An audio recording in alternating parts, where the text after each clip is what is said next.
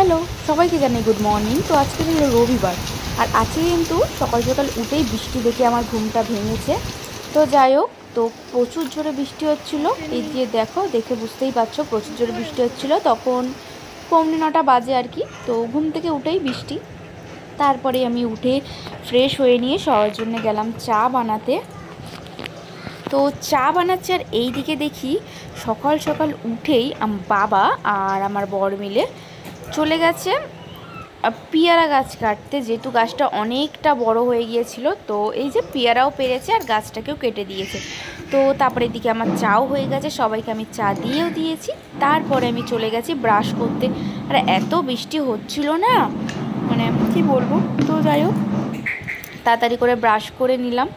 Brush করে নিচে গিয়ে আমি নিজেও চা খাবো আর আমার মেয়েকেও খাওয়াবো। তো এই যে আমার ব্রাশও হয়ে গেছে, আর এই দিকে দেখো আকাশটা কেমন হয়েছে। তো এইদিকে দেখো আমি চা খেয়ে নিচ্ছি, আর এইদিকে আমার মেয়ের জন্য আমি দুধ গোলাচ্ছিলাম।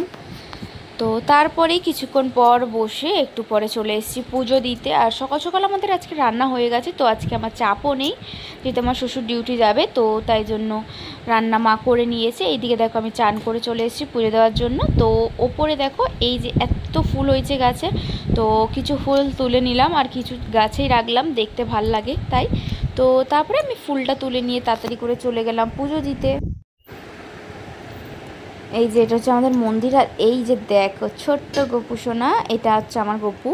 তো এ বসে আছে, বাবা একে তুলে দিয়েছে ঘুম থেকে চান করে। তো এইদিকে আমি রেখে তাড়াতাড়ি করে পুজোটা দিয়ে দিলাম। আর এই যে ফুলগুলো, এটা আমাদের নিচের কাছে হয় জবা ফুল।